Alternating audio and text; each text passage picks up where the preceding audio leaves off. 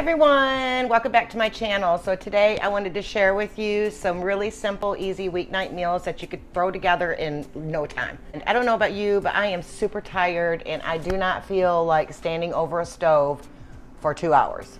Not only that, I don't want to clean a big fat mess. So with that being said, let's get over to my kitchen. Well, we're already in my kitchen. Let's go ahead and get started. First up is my 6-minute chicken Alfredo. First thing I'm going to do is set my pot to saute and add in a tablespoon of oil. I have 3 chicken breasts that I cut into bite-sized pieces, and I did season these with salt and pepper. I'm just getting a little sear on my chicken. Into this I'm going to add in a heaping tablespoon of minced garlic, and I'm going to cook this for about 2 minutes. We don't want to overcook the garlic. Next, I added in 4 cups of chicken broth. And to that, I'm adding 2 cups of heavy whipping cream. You could make this vegetarian and just leave out the chicken. It is delicious like that. We've had it like that as well.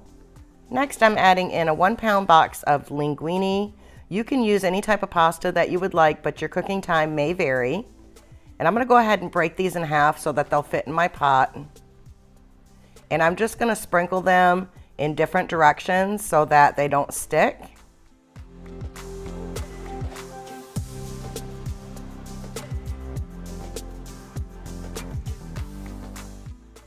Next, I'm just making sure to get my pasta completely covered in the sauce.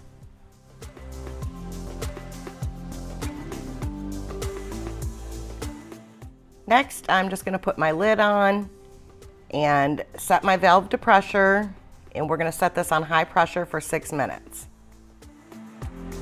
Okay, it's been 6 minutes. I went ahead and did a quick release. Be careful not to burn yourself.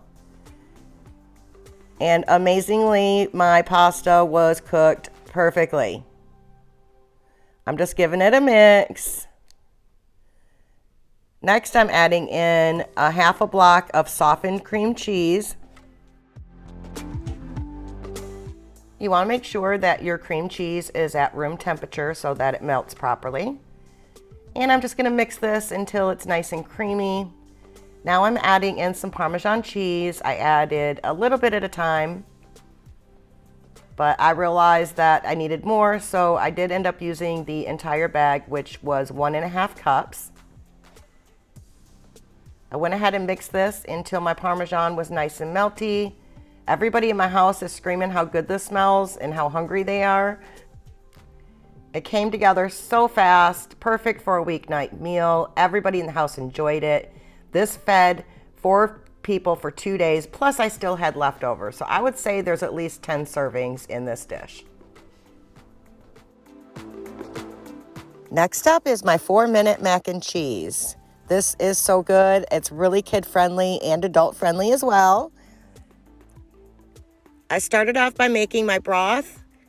I used chicken powder and I just mixed it with 4 cups of hot water. So you definitely want 4 cups of broth.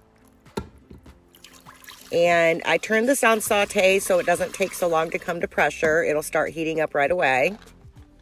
Next, I have elbow macaroni. You can use whatever type of pasta that you prefer. And I'm using the entire 1-pound box.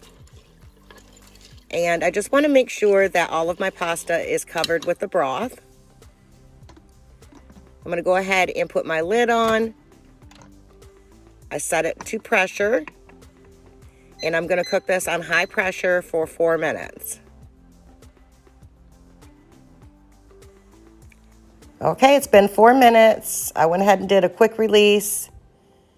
And I'm going to carefully remove my lid. Next, I'm going to add in half a cup of whole milk. You can use heavy whipping cream or half and half or whatever you like. Now, this is totally optional. You don't have to add this, but we like to add a tablespoon of Dijon mustard or yellow mustard. I'm going to use Dijon, and I'm going to do about a tablespoon. Technically, the only thing that you need for this recipe is milk, butter, cheese, and salt. That's it. This too is optional. My family likes a little bit of hot sauce. It just gives it a little bit of spice. And I'm adding about a teaspoon. Now, I would normally use sharp cheddar, but I didn't have any. So I highly recommend using the sharp cheddar. I just like the taste of it better. But you can technically use whatever type of cheese that you like. I just added 2 cups. You can add a little more or a little less. That's totally up to you. I've also made this with Velveeta cheese before, and that was amazing. Now, this is what the kids requested for dinner. This was the main course. This was not the side dish. So you could add some hot dog, sausage, broccoli would be good. Now, don't forget to add salt. I highly recommend not skipping this step. This is going to bring that cheese flavor out. So just a dash of salt and a couple tablespoons of butter. And give it a mix. I almost forgot my butter and salt. This mac and cheese always has so much flavor. From cooking it in that chicken broth, that mustard gives it a little bit of tang, the spice from the hot sauce. I really think you and your family are going to enjoy this one. Next up is my French dip sandwiches. I really think you guys are going to enjoy this one. These are so delicious. So I have a chuck pot roast. It's almost 2.5 pounds. This cut of meat is perfect for the French dip sandwich. So I'm just going to go ahead and season my roast with salt and pepper. That's it, just salt and pepper. Make sure you season both sides. I went ahead and cut this in half so it would fit in my Instant Pot. I set it to saute mode. I added a tablespoon of vegetable oil. And I'm just going to brown each side. You don't have to brown this all the way around. Now it shrunk a little bit, so I'm going to go ahead and add in my other half. Next, I made up some beef broth using Better Than Bouillon. You can use whatever type of beef broth that you prefer. I added in a whole onion that I thinly sliced, and now I'm just getting everything mixed together.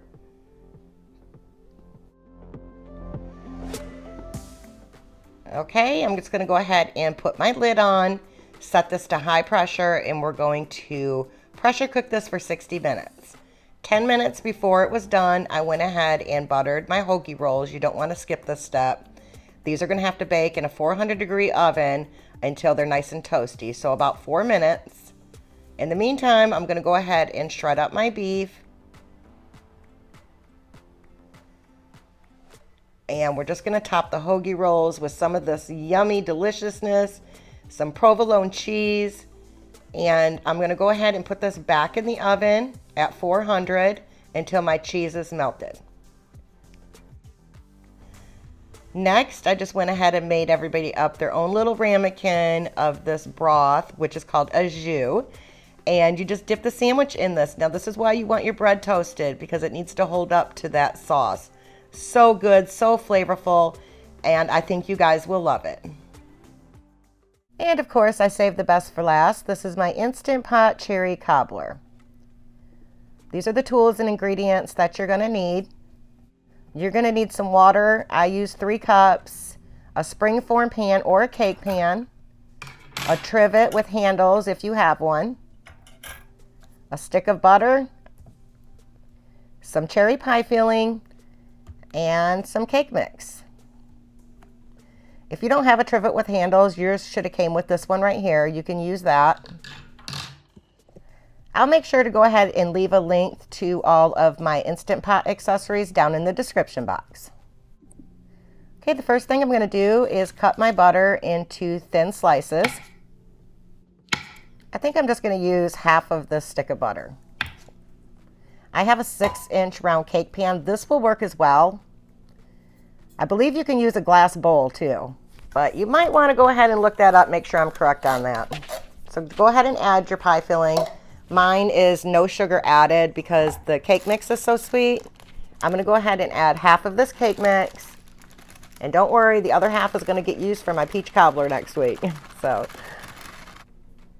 just kind of even it out a little bit.